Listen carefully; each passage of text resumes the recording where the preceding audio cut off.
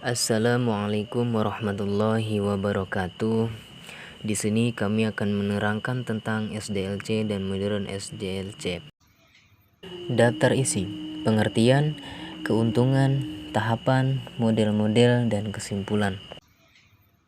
SDLC Software Development Life Class. SDLC adalah kerangka kerja atau model manajemen proyek terstruktur yang menguraikan fase-fase yang diperlukan untuk membangun sistem teknologi informasi dari awal hingga hasil akhir. Tujuan dari Software Development Life Class adalah untuk menciptakan proses produksi yang efektif dan berkualitas tinggi agar dapat memenuhi atau melampaui harapan klien sesuai dengan anggaran dan jadwal yang telah ditentukan. Kerangka kerja ini sudah banyak digunakan oleh berbagai perusahaan IT, baik itu perusahaan besar ataupun kecil. Dengan tetap patuh terhadap kerangka kerja SDLC ini, maka perusahaan dapat mempercepat proses pengembangan dan minimalkan risiko proyek terkait waktu dan biaya yang diperlukan. Selanjutnya, apa keuntungan menerapkan SDLC? SDLC dapat membantu perencanaan, estimasi, dan penjadwalan proyek dengan baik. Kontrol proyek dapat dilakukan dengan lebih mudah.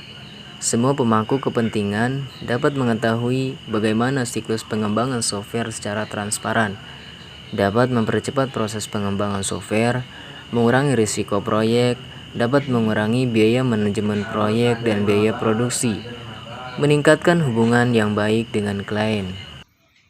Tahap-tahapan: planning, analisis, design, development, testing, implement and release, maintenance. Planning adalah tahap perencanaan di mana tim akan mengidentifikasi dan menentukan skop atau ruang lingkup yang perlu dilakukan dalam proses pengembangan proyek. Pada tahap ini, tim juga akan mengumpulkan semua informasi yang dibutuhkan dalam proses pengembangan software dari para pemangku kepentingan. Analisis. Pada tahap ini, tim akan menganalisis kebutuhan fungsional sistem. Jadi, tim akan melakukan analisis untuk mengetahui apa masalah bisnis, apa target yang ingin dicapai, apa tujuan utama dari pengembangan software tersebut, apa fungsi dari software yang akan dikembangkan, dan lain-lain. Analisis ini diperlukan dalam tahapan SDLC agar produk nantinya akan memiliki hasil akhir yang sesuai dengan ekspektasi klien. Phase and Review. Berdasarkan requirement yang telah ditentukan sebelumnya, maka tim akan membuat rencana desain atau spesifikasi desain. Beberapa aspek desain yang akan ditentukan seperti arsitektur, bahasa pemrograman yang akan digunakan, desain software secara keseluruhan, dan lain-lain.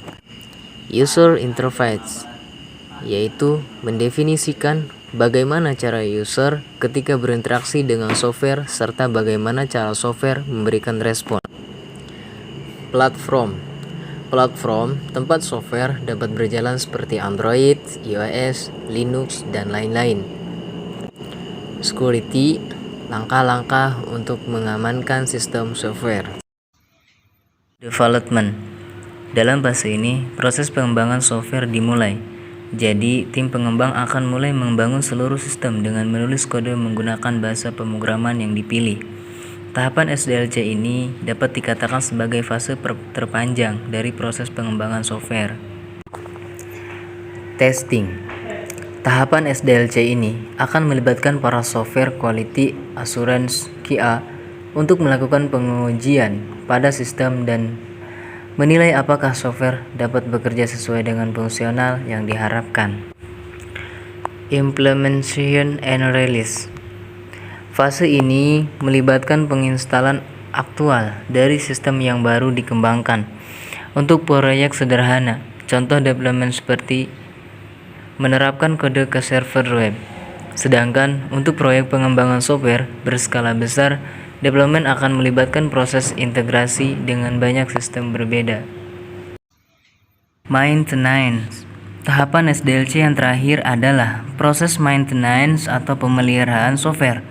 Di tahap ini, tim akan melakukan pemeliharaan sistem dan rutin melakukan pembaruan agar kinerja software tetap dapat optimal. Untuk selanjutnya yaitu model-model. Yang pertama, waterfall, yang kedua, agile, yang ketiga, DevOps.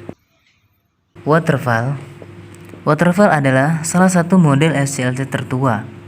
Kerangka kerja ini menekankan untuk terus maju dari satu tahap ke tahap berikutnya.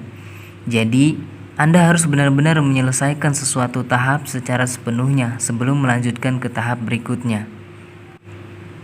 Selanjutnya yaitu Agile. Agile adalah kerangka kerja untuk pengembangan software dengan proses yang ramping, namun dapat menghasilkan produk akhir berkualitas tinggi. Kerangka kerja ini akan menggunakan urutan kerja inkremental atau berkembang sedikit demi sedikit secara teratur, dan iteratif atau berulang. Model SDLC ini membutuhkan tim pengembang yang dapat beradaptasi dengan cepat terhadap perubahan dan cocok untuk pengembangan produk. DevOps merupakan gabungan dari dua kata, yaitu development dan operation. Kerangka kerja ini adalah kombinasi dari kulture, pelatih, serta tools untuk meningkatkan kemampuan perusahaan dalam proses deliver produk dengan kecepatan tinggi.